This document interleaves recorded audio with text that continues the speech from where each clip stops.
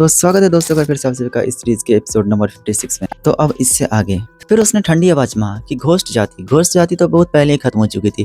अब तुम्हारे सामने जो खड़ी है वो है राजवंश, रॉयल क्लैन। जीवू एक पल के लिए कुछ भी नहीं बोला क्योंकि उसे सच में यह बात पता ही नहीं थी, क्योंकि किसी ने उसे बताया ही नहीं था। लेकिन अगले ही पल उसने तुरंत सिर झुका दिया और जोर से बोला, घोस्ट किंग जीवू रॉयल क्लैन के लिए अपनी जान तक देने को तैयार है। यह सुनकर छोटा घोस्ट मुस्कुराया और बोला, 3 बार कुत्ते की तरह भौंको। जीवू बिना किसी शर्म के 3 बार कुत्ते की तरह भौंकने लगा। फिर शायद उसे लगा कि सामने वाला अभी भी खुश नहीं हुआ था, इसलिए उसने 3 बार और भौंका। यह देखकर विशाल घोस्ट किंग के कंधे पर बैठा हुआ छोटा घोस्ट जोर जोर से हंसने लगा और तालियां बजाते हुए बोला, दिलचस्प, वाकई में बहुत ज्यादा दिलचस्प। इसके साथ घुटनों पर बैठे बाकी लोग को भी बुलाओ, उन्हें भी सुनते हैं। अगले ही पल चारों तरफ से लगातार कुत्ते की भौंकने की आवाज गूंजने लगी। सारे जो नीचे बैठे घोस्ट थे वो कुत्ते की तरह भौंक रहे थे। छोटे कद वाले घोस्ट ने हल्का सा मुंह बनाया, अच्छा नहीं है, मुझे बूढ़े कुत्ते बिल्कुल ही पसंद नहीं है। इतना कहते ही उसकी उंगली से अचानक एक अजीब सी सफेद रोशनी की किरणें निकली। वो सीधे घोस्ट किंग जीवू के पीछे घुटनों पर बैठे उस बूढ़े घोस्ट पर जाके गिरी और अगले ही पल उस बूढ़े घोस्ट का सीना आर पार हो गया। उसकी जीवन शक्ति तेजी से खत्म होने लगी और वह मरते समय भी मानो कुत्ते की तरह भौंक रहा हो उस मुद्रा में था, मानो वह अभी भी भौं भौं बोल रहा हो। उसने अपने सीने से बहते हुए गाढ़े काले खून को देखा, फिर मानो सब स्वीकार कर लिया। उसने कांपते हाथों से घोस्ट किंग जीवू के कपड़े पकड़ लिए और कांपती हुई आवाज में बोला, महाराज मैं आपसे पहले जा रहा हूँ, कृपया करके आप कोई भी मूर्खता मत कीजिएगा, आप जिंदा रहिएगा। आपको अभी भी पोनियों के पास जाना है, आपको अभी भी बहुत कुछ करना है। फिलहाल बात पूरी भी नहीं थी कि उसकी आंखों की चमक धीरे धीरे खत्म हो गई। जीवू के कपड़े पकड़े हुए उसका हाथ भी धीरे धीरे ढीला पड़ गया और वो हमेशा के लिए उस वीरान मैदान में गिर पड़ा। मैंने बोला था ना यार, ये सीरीज में यही है, जो अच्छे लोग हैं उसका टिकट करते जा। मैं त्यानी का भी कट गया, मैं नहीं चाहता था कि वो मरे। और यहाँ पे घोस्ट नेस्ट में अगर कोई सबसे समझदार था तो ये बूढ़ा घोस्ट था, बट उसका भी टिकट कट गया भाई यहाँ पे अगर देखा जाए तो मुझे नहीं लगता इतना सब हो जाने के बाद जो घोस्ट किंग जीवू है वो इन लोगों का साथ देगा। लेकिन एक और यहाँ पे एक थोड़ा सा ट्विस्ट है, अगर वो इन लोगों का साथ नहीं देगा और बगावत करता है तो पक्का वो बेमौत मारे जाएगा, क्योंकि मुझे नहीं लगता वो इतना ताकतवर हो, या मे भी हो भी सकता है। लेकिन यहाँ पे एक पीढ़ी का गैप है ना, ये लोग नॉर्मल घोस्ट है और वो बोलते हैं अपने आप को रॉयल वंशी, राजवंशी बताते हैं, तो पता नहीं क्या हो सकता है। खैर आगे देखते हैं। घुटनों पर बैठा घोस्ट किंग जीवू चौंक कर पीछे मुड़ा। उसके आसपास अनगिनत शोर थे, लेकिन उसे अब कुछ भी सुनाई नहीं दे रहा था। उसकी आंखों के सामने पुरानी यादें एक एक करके उभरने लगी थी। महाराज आपको क्या लगता है जीवू नाम कैसा है? इंसानों की संस्कृति में इसका मतलब सबसे सम्मानित होता है। महाराज अभी आप फानियों के डिफेंस लाइन पर हमला मत कीजिए। दरअसल ये सारी जो यादें थी वो इसके दिमाग में एक तरफ से गूंज रही थी, लेकिन फिर अचानक एक तेज आवाज ने उसकी सारी यादें तोड़ दी। क्या हुआ? एक बूढ़े कुत्ते के मरने से तुम्हें इतना दुख हो रहा है? फिर जीवू ने धीरे धीरे अपना सिर उठाया। दूर एक विशाल घोस्ट किंग के कंधे पर खड़ा हुआ छोटा घोस्ट मजाक उड़ाते हुए उसकी ओर देख रहा था। जीवू धीरे धीरे खड़ा हो गया। उसका विशाल शरीर इतने सारे घोस्ट सेना के बीच बेहद अलग दिखाई दे रहा था। उसने अपने घुटनों पर जमी हुई धूल झाड़ी, फिर जमीन पर पड़ी अपनी भारी तलवार उठाई और धीमे आवाज में बुदबुदाया, मैं कभी घुटनों के बल नहीं बैठता।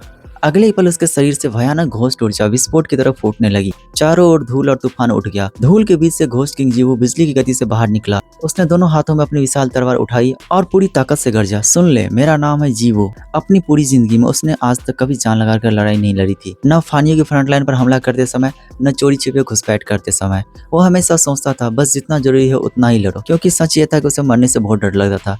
उसका सपना तो बस इतना सा था कि युद्ध खत्म होने के बाद वह शांति से खेतीबाड़ी करेगा और एक अच्छी सी लाइफ जिएगा और अपना वंश को आगे बढ़ाएगा। लेकिन उसने कभी सोचा भी नहीं था कि एक ऐसा भी दिन आएगा जिस दिन उसे अपनी जान दांव पर लगानी पड़ेगी। उसका सिद्धांत हमेशा यही था, अगर जीत सको तो लड़ो, नहीं तो भाग जाओ। अगर भाग भी नहीं सकते तो आत्मसमर्पण कर दो। लेकिन जिस पल उस बूढ़े घोस्ट की मौत हुई, जिस साथी ने इतने साल तक उसका साथ दिया, उसे उसके सामने ही मजाक उड़ाते हुए मार दिया गया था। उसी पल जीवू के सीने में पहली बार एक ऐसा गुस्सा भड़क उठा जो उसने आज तक अपनी पूरी जिंदगी में कभी महसूस नहीं किया था। एक तेज आवाज के साथ उसकी विशाल तलवार पूरी ताकत से नीचे जमीन पर गिरी। जिस घोस्ट सम्राट के कंधे पर वो छोटा घोस्ट खड़ा था वह एक ही बार में 2 टुकड़ों में बट गया था। असल में जीवू ने कभी भी अपनी असली ताकत दिखाई नहीं थी, लेकिन इसका मतलब यह बिल्कुल भी नहीं था कि वह कमजोर था। धूल छटने के बाद वह छोटा घोस्ट अभी भी वहीं खड़ा था। और यहाँ पे मुझे 100% चांस लग रहा है दोस्तों कि कहीं भी यहाँ पे भी घोस्ट किंग जीवू का टिकट न कट जाए, क्योंकि हम लोगों ने पहले ही से उम्मीद लगा के रखा था कि यार घोस्ट किंग जीवू और चिन फैन एक साथ दोस्त की तरह आगे लड़ाई करेंगे घोस्ट नेस्ट के खिलाफ। लेकिन मुझे नहीं लगता ऐसा कुछ होने वाला है। यहीं पे बेचारे का टिकट कट जाएगा और हमें इसकी आत्मा की शांति के लिए भी प्रार्थना करनी पड़ेगी। लेकिन फिर भी कम से कम उसे 1 साल की शांतिपूर्ण खेती वाली जीवन तो जीने को मिली। उसने दूर सिर घुमाकर देखा, वहाँ वह खेत थे जिन्हें उसने पूरे 1 साल से मेहनत करके उगाया था, लेकिन अब वे सभी घोस्ट सेना के द्वारा रौंदे जा रहे थे। उसी पल उसने खुद से फैसला कर लिया, आज कम से कम एक ऐसा काम करेगा जिस पर उसे कभी भी पछतावा न हो। उसने अपनी तलवार घुमाई, एक ही झटके में उस छोटे घोस्ट को हवा में उछाल दिया, फिर बिजली से भी तेज गति से उसे पूरा का पूरा निगल गया। उसके बाद उसने गहरी सांस ली और पूरी दुनिया में गूंजती आवाज से गरज उठा, चेन फैन, मैं घोस्ट सम्राट जीवू बोल रहा हूँ। अपना वह हमला यहाँ पर दागो। यह एक बहुत बड़ा दुश्मन है। मैंने इसे अपने शरीर के अंदर कैद कर लिया है। जल्दी से हमला करो, मैं इसे अपने साथ ही लेकर मरूंगा। उसकी बात खत्म होते ही उसके पेट में असहनीय दर्द उठा। वह जोर से जमीन पर गिर पड़ा। पूरा शरीर सिकुड़ गया। दोनों हाथ से उसने अपने पेट को कसकर पकड़ लिया और दर्द से चीख उठा। हमला करो साले, जल्दी हमला करो, मैं इसे अपने साथ लेकर जाऊंगा। उसके पेट से लगातार खून बहने लगा। दर्द इतना भयानक था कि वो जमीन पर बुरी तरह से तड़पने लगा। सबसे आगे खड़े एक घोस्ट किंग ने नीचे पड़े बूढ़े घोस्ट की लाश को देखा। फिर उसने जोर से धार लगाई और पूरी रफ्तार से जीवो की ओर दौड़ पड़ा। वह सीधे उसके ऊपर कूद गया। फिर एक एक करके अनगिनत घोस्ट भी दौड़ पड़े। उन्होंने जीवो को पूरी तरह से दबा दिया। दूर से देखने पर वहां सिर्फ एक विशाल मांस का गोला दिखाई दे रहा था। वह हजारों नहीं था, बल्कि वहां पे अनेकों घोस्ट के शरीर से बना हुआ एक विशाल मांस का गोला था। और अब वह भी लगातार धीरे धीरे बड़ा होते जा रहा था। उन अनगिनत घोस्ट के नीचे बने छोटे से खाली स्थान से सबसे नीचे दबा हुआ घोस्ट किंग जीवो आसमान की ओर देखने लगा। उसे आकाश को चीरती हुई 3 ठंडी सफेद प्रकाश की किरणें दिखाई दी। उसे महसूस होने लगा कि उसके शरीर की जीवन शक्ति धीरे धीरे खत्म हो रही है। भाई लिटरली इसके लाइन से ऐसी ऐसी ना मुझे हंसी आ रही है। यह देखकर उसके होठों पर हल्की सी मुस्कान आ गई और वो धीरे धीरे बुदबुदाया, अब अकेले मत रहना भाई, नीचे मेरा इंतजार करना। तेरी पत्नी तो मैं नहीं ढूंढ पाया, लेकिन तेरे लिए एक बहुत बढ़िया तोहफा लेकर जरूर आ रहा हूँ। अगले ही पल एक भयानक विस्फोट की आवाज पूरे येलो स्प्रिंग पास में गूंज उठी। अनगिनत घोस्ट के शरीर के टुकड़े हवा में उड़ने लगे। आसमान तक पहुंचने वाले 3 विशाल दिव्य स्तंभ सीधे येलो स्प्रिंग शहर पर बरस पड़े। उन्होंने पूरे इलाकों पर लगातार कई बार विनाशकारी हमला की। नहीं, उस छोटे कद वाले घोस्ट की दर्दनाक चीख पूरे युद्ध क्षेत्र में गूंज उठी। लेकिन अगले ही पल वह पूरी तरह से राख में मिट गया था और घोस्ट किंग जीवो भी उसी विस्फोट में हमेशा के लिए समाप्त हो गया था। चलो भाई, कम से कम एटलीस्ट ये घोस्ट किंग मरते मरते एक अच्छा काम तो करके गया कि भाई जो इसको निपटाने आया था ना उसको भी अपने साथ ही निपटा के लेके चला गया। तो भाई ये तो एकदम लेजेंडरी वाली मौत हुई। लेकिन यह तो फिलहाल शुरुआत थी। फानियों के इतिहास में इतनी बड़ी घोस्ट डेड पहले कभी भी नहीं आई थी। जीवू मर चुका था, फिर भी पूरा घोस्ट समंदर बिना रुके येलो स्प्रिंग पास की ओर उमड़ता चला आया। लहरों की तरह वे पूरे धरती पर फैल गए। किसी ने भी जीवू की मौत की परवाह नहीं की। उसी समय जीवू के मरते ही उसका पीछे दिखाई देने वाला विशाल ब्लैक टर्टवाइज जो उसका पीछा करता था ना, वो भी धीरे धीरे धुंधला होने लगा और फिर अनगिनत सफेद प्रकाश कणों में बदलकर पूरी तरह दुनिया से गायब हो गया। एंड भाई सबसे कमाल की बात ये देखो कि भाई वो जो टर्टवाइज जो था, जो ब्लू कलर का टर्टवाइज है, जो फर्स्ट बार वो फानियों पे हमला किया था ना, तो उस टाइम से जो घोस्ट किंग जीवो का पीछा कर रहा था वो अब जाके खत्म हुआ है। मतलब अब जाके जब वो मर गया तब जाके उसका पीछा छोड़ा है। एंड दोस्तों फाइनली इसी के साथ घोस्ट किंग जीवो का चैप्टर यहीं पे क्लोज हो गया। एंड भाई मुझे जहाँ तक याद है घोस्ट किंग यानी पूरे घोस्टनेस में हम लोग को कोई पसंद आया था तो आई थिंक घोस्ट किंग ही था। थोड़ा सा तो अच्छा दिल का था भाई। आ रहे हैं और अब बहुत करीब आ चुके हैं। फानियों की येलो स्प्रिंग पास नंबर 1 डिफेंस लाइन की शहर की दीवार पर चेन फैन खुद खड़ा था। उसके चेहरे पर फिलहाल कोई भाव नहीं था, बस वह दूर से आती हुई घोस्ट सेना को देख रहा था। अगले ही पल पूरे 27 किलोमीटर लंबी yellow spring number 1 defence line पर लगी 27,000 सिकिगामी तोपे ने सभी अपना दिव्य रूप धारण कर लिया और चमक उठे। कॉपर पाइप के सक्रिय होते ही सभी 27,000 तोपे एक साथ गरज उठे और उन्होंने बिना किसी चीज की परवाह करते हुए लगातार गोलाबारी करना शुरू कर दी। पूरा संसार उसकी आवाज से कांप उठा था। नीले और लाल रंग के अनगिनत गोल टिड्डियों के झुंड की तरह आसमान में उछल पड़े। उन्होंने पूरे आकाश को लाल कर दिया, यहाँ तक कि उन्होंने घोस्ट टाइड को भी पूरी तरह से ढक लिया, मानो उन्होंने इस दुनिया का रंग ही बदल दिया हो। धराम धराम धराम की आवाजें धरती को पागल की तरह कपकपाने लगी थी। घोस्ट टाइड के बीच एक के बाद एक खून से बनी लंबी अग्नि लपटें दौड़ने लगी थी। हर पल वे अपने रास्ते में आने वाली कई घोस्ट को साथ लेकर खत्म हो जाती।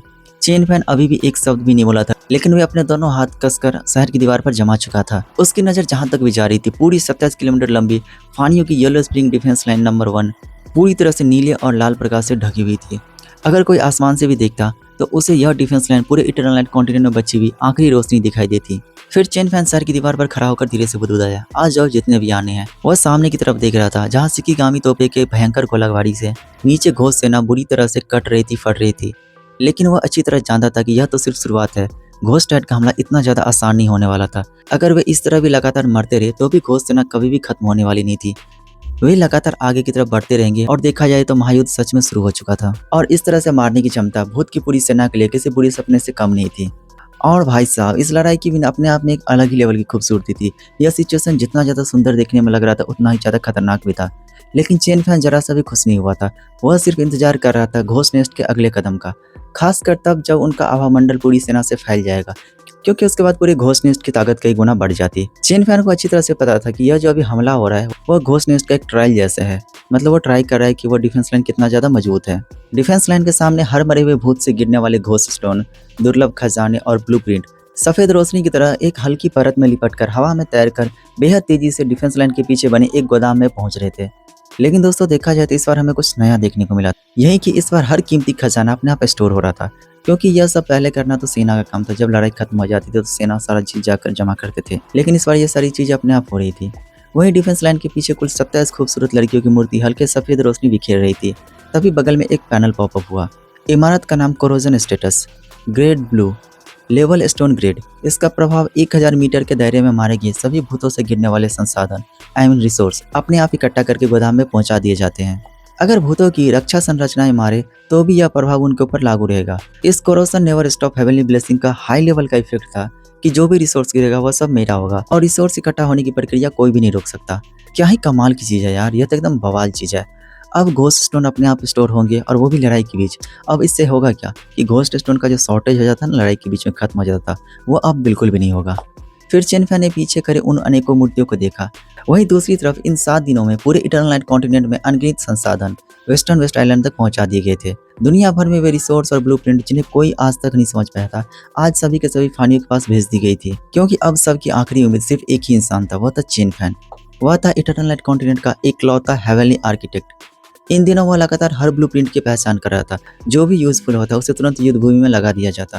यह कोरोजन स्टेटस उन्हीं में से एक थी। लेकिन सबसे महत्वपूर्ण निर्माण था अजूरे ड्रैगन कैनन। उसका ग्रेड ब्लू था, लेवल स्टोन ग्रेड था और उसका टाइप था सिटी डिफेंस वेपन।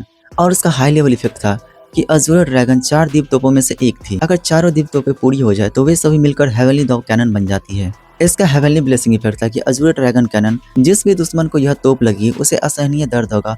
अगर वह तुरंत ना भी मरे तो उसके बाद उसके ऊपर हर प्रकार की मेडिकल चीजें हमेशा के लिए उस पर काम करना बंद कर देगी। अगर दोस्तों मैं इस चीज को इन शॉर्ट समझाऊं तो ये एक ऐसा कैनन था जिससे किसी भी दुश्मन पर हमला किया जाए तो वो भले ही एक टाइम के लिए ना मरे, लेकिन उसे इतना ज्यादा दर्द होगा कि वो बर्दाश्त नहीं कर पाएगा। इसके अलावा उसका इलाज भी दुनिया भर में कहीं पे भी नहीं हो पाएगा। चेन फैन पहले ही लोगों को न्यू कॉन्टिनेंट पर भेज चुका था। अब वह बस यह देखना चाहता था कि अजूरा ड्रैगन कैनन जो है उसका जो हाई लेवल का इफेक्ट है वह क्या थंडर शिप रीजन में कैद हुए जो अमर भूत है उन सबको मार सकता है या नहीं। लेकिन इसके अलावा अब उसे सिर्फ एक और आखिरी तोप चाहिए था, वह था वर्मिलियन बर्ड कैनन। बस यह मिल जाए तो हेवनली दो कैनन पूरी तरह से तैयार हो जाएगी। दोस्तों वही हेवनली दो कैनन इसकी सबसे बड़ी ताकत बनेगी। दोस्तों जहाँ तक मुझे याद है कि जब चेन फैन तांग परिवार से मिलने गया था वहाँ इन्हीं 4 प्राचीन दिव्य पशुओं की बात हुई थी जो सबसे ज्यादा प्राचीन शक्तिशाली पशुएं थी। एंड भाई साहब अब चेन फैन के पास इन चारों दिव्य पशुओं का कैनन कलेक्शन पूरा होने वाला है। एंड यह चारों कैनन कुछ इस तरह से, पहला था टर्टवाइज यानी जॉनवो कैनन जो ऑलरेडी इसके पास है, दूसरा टाइगर कैनन वो तो तांग परिवार से मिला था, एंड तीसरा था अजूरा ड्रैगन कैनन जो अभी अभी उसने बनाया था, एंड चौथा था वर्मिलियन बर्ड कैनन जो अभी तक उसे मिला नहीं था लेकिन वो भी जल्द मिल जाएगा। आई थिंक इन सबको मिला के वो एक हेवनली दो कैनन बनाएगा जैसे कि ऊपर बताया गया है, एंड वो आज तक का सबसे शक्तिशाली कैनन होगा। यंग मास्टर तभी स्पैरो मैन की कई लोगों के साथ 2 बड़े बॉक्स उठाकर दीवार पर पहुंचा। एक और बात दोस्तों, स्पैरो मंकी, ले मंकी और लंगड़ा बंदर यह तीनों एक ही इंसान का नाम है, सो आप सभी कंफ्यूज मत होइएगा। ऐसे और भी कैरेक्टर है जिसके डिफरेंट नेम्स है, तो इसीलिए आप लोग बस उसका चेहरा याद रखिए, बाकी काम अपने आप चलता रहेगा। उन बॉक्सेस में ब्लूप्रिंट ही ब्लूप्रिंट भरे हुए थे। चेन फैन ने सिर हिलाया और एक एक करके हर ब्लूप्रिंट की पहचान करने लगा। वह किसी मशीन की तरह लगातार पन्ने पलटता जा रहा था।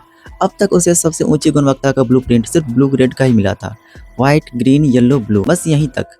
लेकिन हेवनली दो कैनन एक पर्पल ग्रेड का इमारत था। उसे किसी भी कीमत पर एक पर्पल ग्रेड वाला ब्लूप्रिंट चाहिए ही था और लगातार हर ब्लूप्रिंट को पलटता गया, एक नहीं, 2 नहीं, बल्कि सैकड़ों।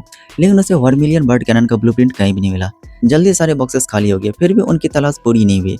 फिर चेन फैन ने बोला कि कहीं ऐसा तो नहीं है ना कि वर्मिलियन बर्ड कैनन का जो ब्लूप्रिंट है पूरे इटर्नल लाइट कॉन्टिनेंट में ही अवेलेबल ना हो। फिर वह दीवार के किनारे खड़ा होकर बाहर गोलाबारी के बीच मौत से लड़ते हुए भूत की सेना को देख रहा था। धीरे धीरे सुबह होने लगी थी और रात खत्म हो चुकी थी, लेकिन येलो स्प्रिंग क्षेत्र में भूतों का हमला अभी भी जारी था। पूरा इलाका पूरी तरह से उनके कब्जे में जा चुका था। अब दिन के उजाले में भी घोस्ट समान रूप से वहां पे घूम सकते थे। हालांकि उनकी संख्या पहले से काफी ज्यादा कम रह गई थी। वह विशाल सेना लगभग पूरी तरह से खत्म हो चुकी थी। आधे घंटे बाद सिर्फ इक्का दुक्का घोस्ट डिफेंस लाइन पर हमला कर रही थी। यह भूतों की सेना पीछे हट चुकी थी और भूत जाति का जो सबसे पहला बड़ा हमला था वह बिना किसी नतीजे के ही खत्म हो चुका था। चेन फैन थकी हुई आंखों से खून से रंगे जमीन को देख रहा था। उसे लगभग समझ आ गया था कि एक्चुअली में क्या हुआ है। घोस्ट टेम्परर नंबर 95 जिस बड़े व्यक्ति को रोक कर गया था शायद वही इस पूरी सेना का कमांडर था। उसके मरते ही भूत सेना बिना नेतृत्व और आवामंडल के तुरंत बिखर गई। चेन फैन ने धीरे से सांस छोड़ी। घोस्ट नंबर 95 मरते मरते भी मेरे लिए सबसे बड़ा उपहार छोड़ गया, लेकिन फिर भी यह पर्याप्त नहीं था। अगर दुश्मन को हराना है तो पहले उसके राजा को मारना होगा।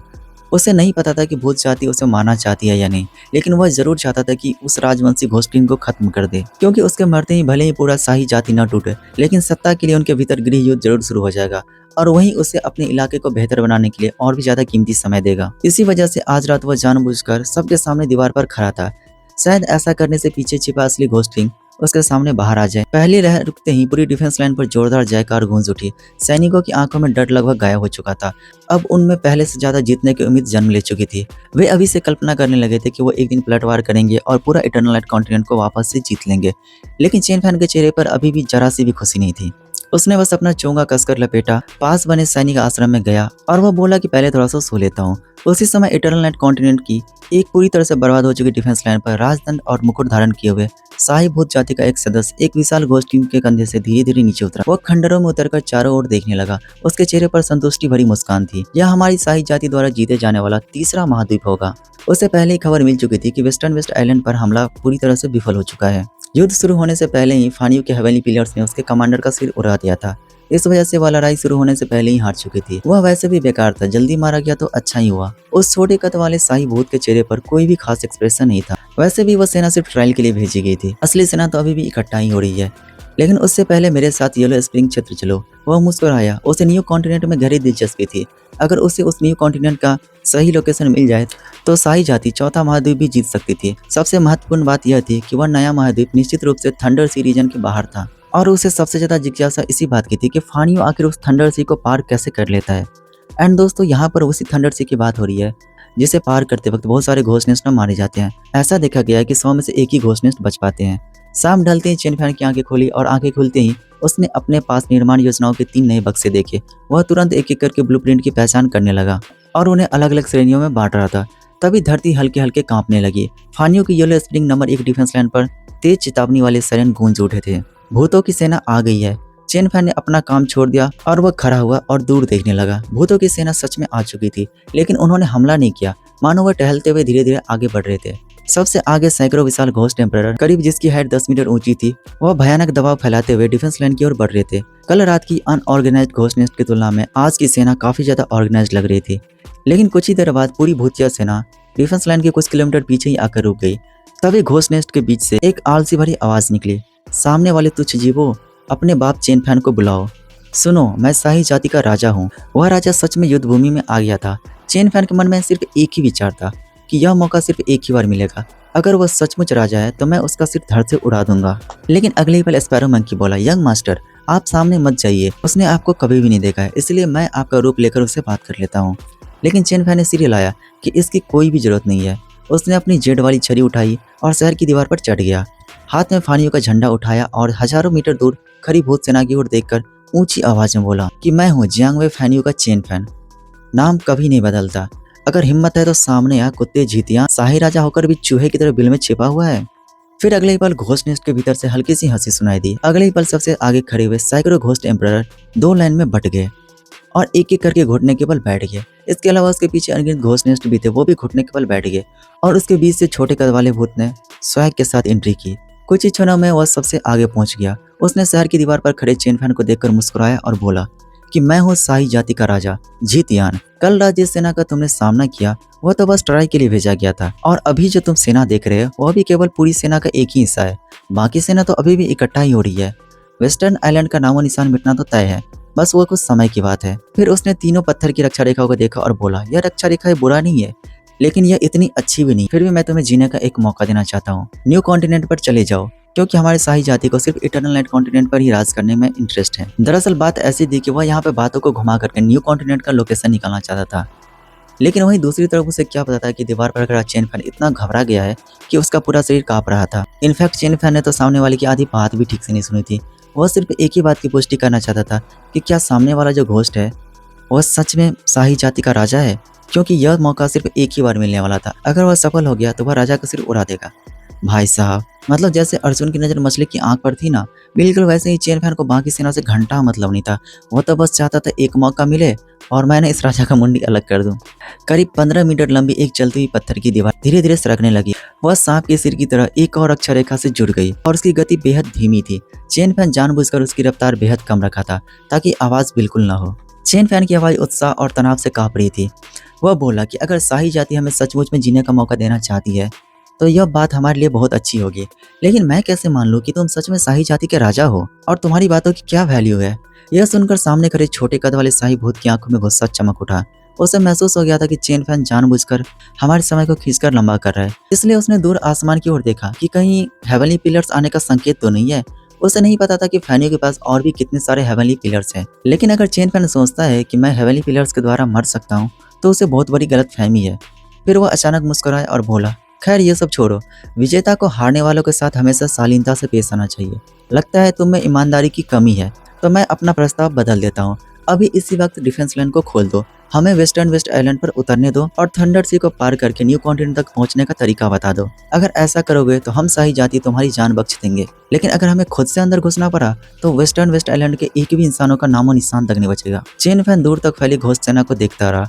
अब उसे लगभग यकीन हो चुका था कि उसके सामने खड़ा जो घोस्ट है वो सच में शाही जाति का असली राजा है। उसकी हथेलियां तनाव से पूरी तरह पसीने से भीग चुकी थी और वो काफी ज्यादा प्रेशर फील कर रहा था, लेकिन उसे अभी भी नहीं पता था कि क्या उसकी योजना सफल होगी या नहीं होगी। खैर, अब उसकी योजना सफल होगी या नहीं होगी वो तो हम अगले एपिसोड में देखेंगे।